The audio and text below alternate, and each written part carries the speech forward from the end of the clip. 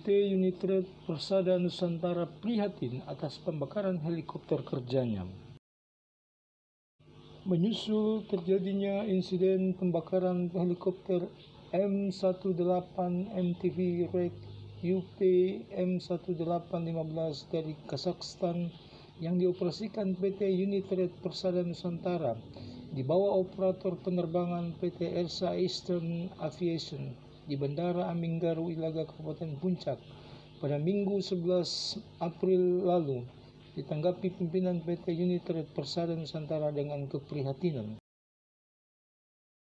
Corporate Sekretari PT Unitrade Persada Nusantara Erikson Mirino dalam jumpa persnya Rabu 13 April siang didampingi Direktur Niaga PT Unitrade Persada Nusantara Helena Kaihatu bersama sejumlah krunya, bahkan pilot Oleksiy Igorichev asal Ukraina dan juga Vitali Bondar selaku co-pilot yang juga berasal dari Ukraina, mengatakan bahwa jumpa pers ini tidak dimaksudkan untuk membantah pemberitaan selama 2 hari pasca terjadinya insiden pembakaran helikopter miliknya di Bandara Aminggaru Ilaga Kabupaten Puncak itu, tetapi lebih kepada apa yang sesungguhnya terjadi saat itu.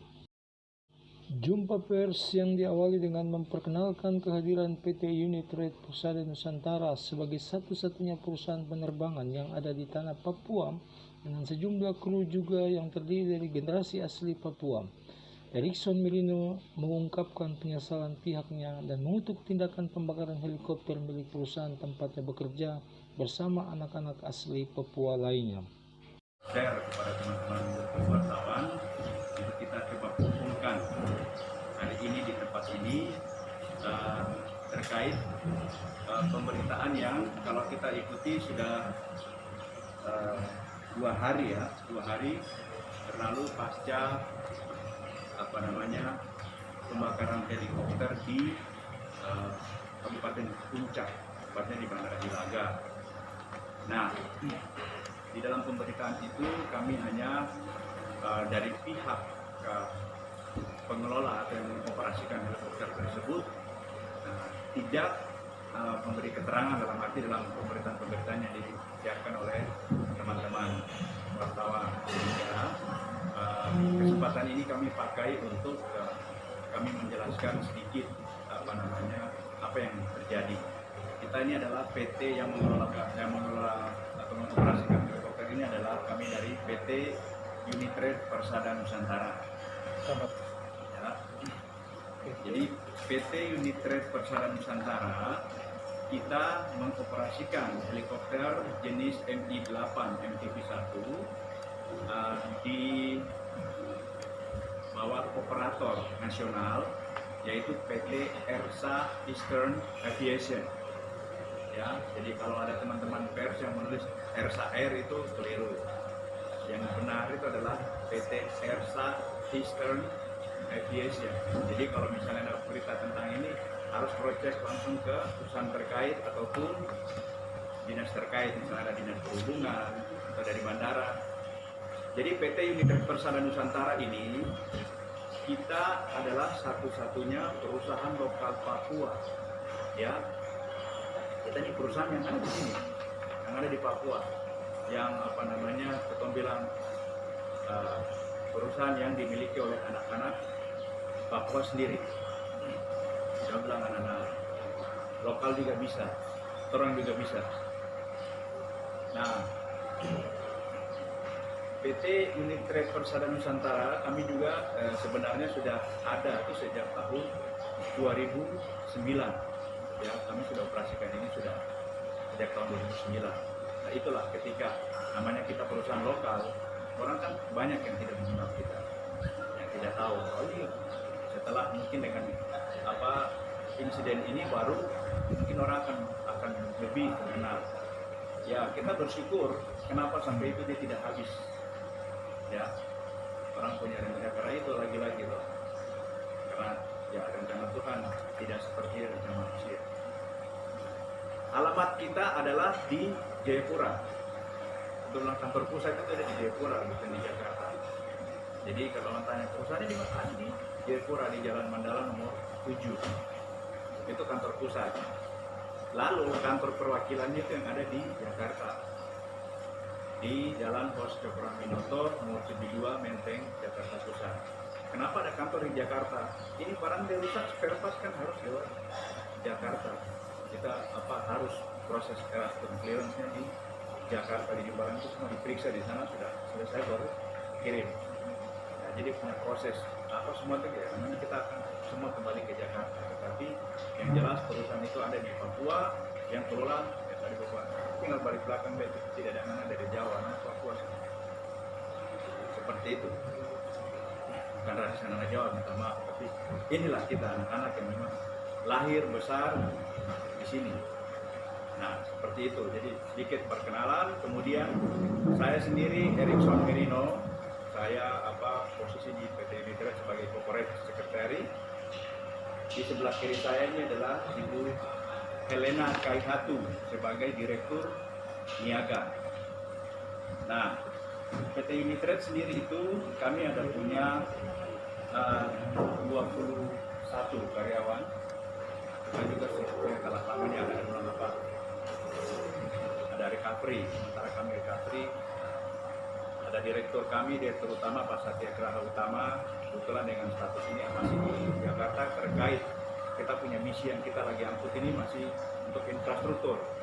Ada lagi pekerjaan banyak yang sudah sebenarnya menanti kami terkait dengan program BTS itu. Mungkin teman-teman ada dengar yang untuk nanti pembangunan tower-tower untuk komunikasi seluruh Papua Barat. Itu sudah kita, ini juga ada sementara kita direktur kami di sana terus ada sementara itu persiapan terkait ada nanti tim survei periksa. Oke, jadi langsung pada intinya adalah, nah ketika peristiwa terjadi di Ilaga pada Minggu malam tanggal 11 April itu kita tidak mungkin masuk ke arah sana karena itu teman-teman sudah itu berapa berita yang sudah berlalu dengan memang keterangan yang ada di sana seperti itu. Tetapi yang mau kami tegaskan di sini kenapa sampai helikopter mendapat insiden seperti itu, karena memang ada gangguan. Misi kami terakhir itu tanggal 31 Maret ya, tanggal 31 Maret itu kan di bandara Moses Kilangi di sini ada angkut peralatan terakhir material untuk ke Ilaga. Pada saat angkut terakhir itu sudah helikopter mengalami ada gangguan sehingga dia harus ke Ilaga itu bukan di bandaranya, ada di drop point yang titik koordinat yang pekerjaan yang PT Modern. Nah, ketika mengalami gangguan itu yang dia bergeser ke Ilaga yang dianggap aman dan memang itu standarnya mereka. Ya, jadi kita pakai untuk aman di sistem emergency untuk menunggu peralatan. Kalau peralatan datang tidak mungkin dari ke drop point, tapi memang yang lebih tepat adalah di area Bandara Ilaga itu sendiri. Nah, yang membuat helikopter itu sendiri bisa bertahan cukup lama karena ya lagi-lagi spare part ini kan barang ini saja bukan barang dari sini, dari helikopter kan bukan dari Indonesia, ini dari Rusia, produknya Rusia. Sedangkan helikopter ini sendiri berbendera Kazakhstan, ya. Jadi, helikopter registrasi asing ini kami datangkan dari Kazakhstan. Nah, untuk mendatangkan spare part-nya juga memang butuh waktu yang lama sebenarnya. Dari penerbangan kita bayangkan saja penerbangan dari sana ke bisa saja ke Cina, dari Cina dibalik lagi tergantung penerbangan yang ini ada yang kita alami seperti itu. Apalagi dengan pandemi begini aturan cukup ketat sekali. Nah, spare part yang kita menanti itu sudah ada di Cengkareng per kemarin. Nah, ketika sudah sampai di Cengkareng tidak mungkin langsung dia kirim ke Papua. Tunggu lagi di proses custom clearance lagi. Ini barang dia bagaimana nilainya, berapa secara kepabeanan. Nah, itu yang kita tadi bilang, ada yang punya proses cukup lama ya, cukup panjang. Oke.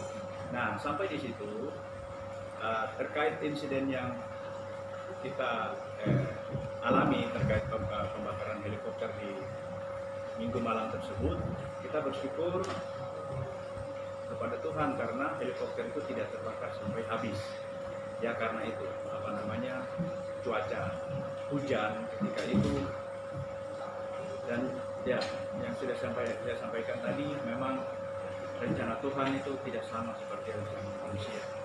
Kita hadir di Papua untuk kita punya rumah sendiri, untuk kita mempunyai saudara-saudara di atas. Yang tadi saya bilang, kenapa kita berani untuk masuk ke dalam segmen yang bilang nyawa besar tantangan. Inilah kita anak Papua, kita juga bisa tunjuk, kita juga bisa. Kita mau coba kembangkan SDM anak Papua di Matias ini. Harus kita jadi pelaku, bukan penonton. Kita harus bisa rasakan. Selama ini kita laporan sampai ke gunung, trek sampai di gunung pakai apa? Kan tidak ada. Dalam jumpa pers di Timika itu juga, Erickson Mirino sebelum membacakan pernyataan sikap perusahaan di mana dirinya bekerja menuturkan bahwa Bupati Kabupaten Puncak di Provinsi Papua, Willem Wandik, juga sempat mengungkapkan rasa kekecewaannya atas peristiwa yang sudah terjadi, karena helikopter inilah yang sejauh ini telah digunakan pihak pemerintah dalam upaya mendukung terlaksananya program pembangunan daerah Kabupaten Puncak di bidang sarana prasarana dan yang lainnya. Akan pasca kejadian pembakaran helikopter itu, Bupati Willem Wandik juga menegaskan bahwa hal seperti ini tidak boleh terjadi terus karena akan sangat merugikan masyarakat Kabupaten Puncak di Provinsi Papua ini. Yang pertama, sangat menyesal. Kita selalu di Papua ini dan khusus di kabupaten selalu kita menyesal terus. Tidak pernah ada bilang terima kasih, tidak ada. Selalu kita hadapi masalah baik di sisi keamanan, di sisi infrastruktur, fasilitas selalu diganggu terus. Nah, hari ini dibakar tadi malam. Lalu saya sangat menyesal sekali karena ini satu-satunya yang bisa angkut alat-alat berat untuk membangun di daerah ini yang tidak bisa masuk di dalam pesawat. Ini satu-satunya. Oleh karena itu harapan kita sangat menyesal saya. Menyesal sekali. Ini tidak boleh dibakar. Kalau kita buka bahasa-bahasa terus, orang lain akan cepat maju. Kita hanya tertinggal begini-begini terus. Ini aduh bagaimana kalau kerja begini terus. Kita upayakan bangun bandara, kita upayakan pesawat harus masuk, kita usahakan tuh alat berat harus masuk dengan seperti ini. Tapi dibakar lagi. Kita tidak bisa bangun jalan itu tanpa kita punya pakaian skop, pakai skop bangun coba berapa kilo pakai skop, bisa nggak? Tidak bisa. Nah, sekarang mana kepala kampung mana nih? Mana kepala kampung Isai mana?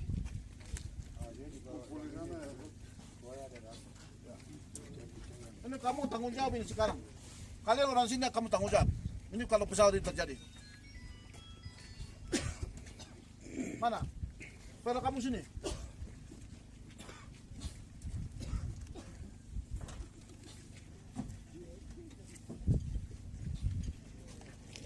Ini gara-gara Pak Kepala Kampung dan masyarakat di sini tidak bisa kamu bangun pos di sini gara-gara ini mati. Sekarang harus siapkan tanah sekarang.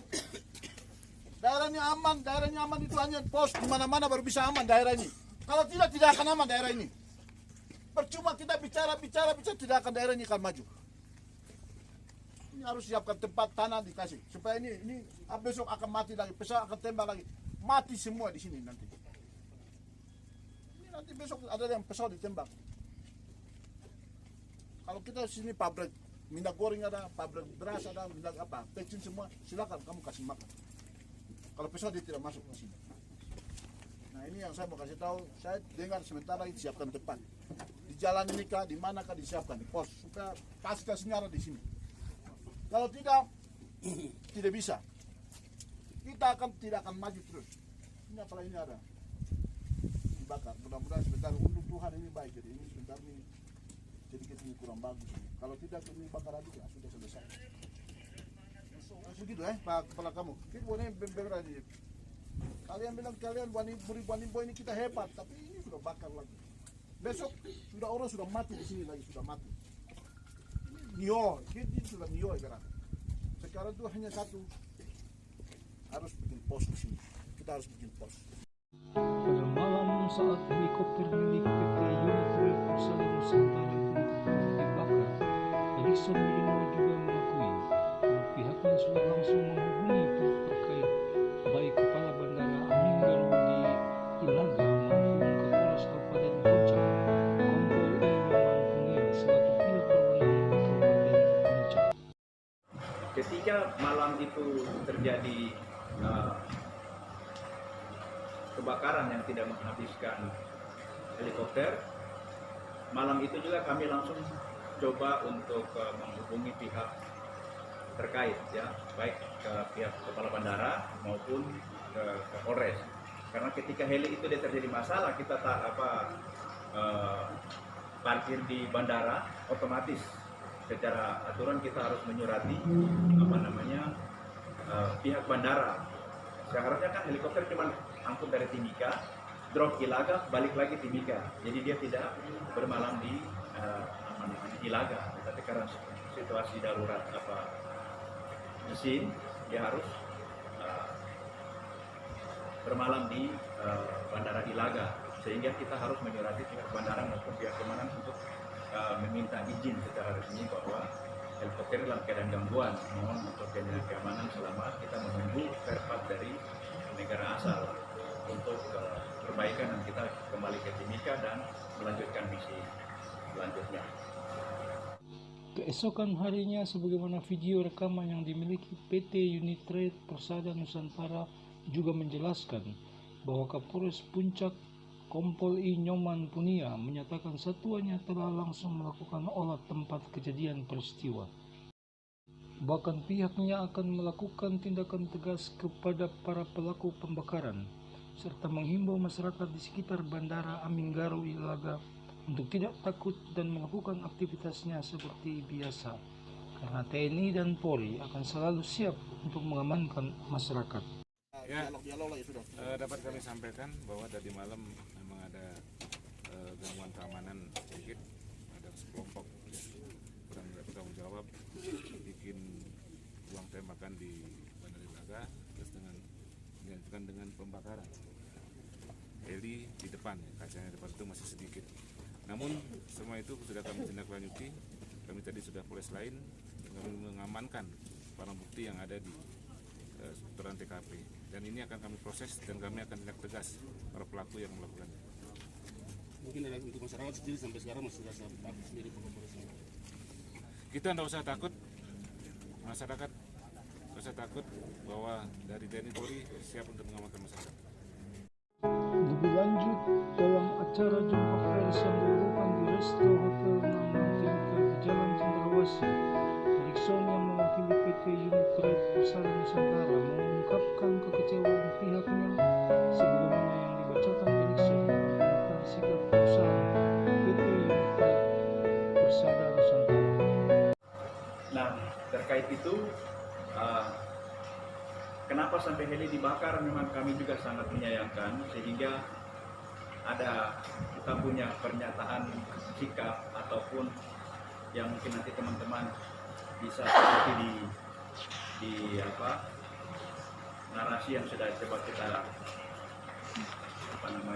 bagikan ke teman-teman. Apa yang terjadi pada kita PT Unit Persada Nusantara adalah dampak dari apa yang sedang terjadi di Papua. Sebagai pihak yang jadi korban, kami sangat menyesalkan kejadian tersebut. Menyesal saja tidak cukup, mengutuk pun apalagi, ya. Kita harus mulai membongkar semua ini mulai dari akar, sehingga semua komponen harus mencari solusi secara bersama-sama. Yang kedua, saat ini pemerintah berkomitmen fokus pada pembangunan Papua dan Papua Barat sebagai janji negara untuk melakukan percepatan pembangunan, khususnya di 4 prioritas bidang utama, meliputi pendidikan, kesehatan, pemberdayaan ekonomi rakyat, dan pembangunan infrastruktur. Selain itu ada Impres nomor 9 tahun 2017 tentang percepatan pembangunan dan kesejahteraan di Provinsi Papua dan Papua Barat, di mana masyarakat Papua membutuhkan logistik dan pembangunan seperti warga yang berada di luar Papua, terutama di wilayah tengah maupun barat Indonesia.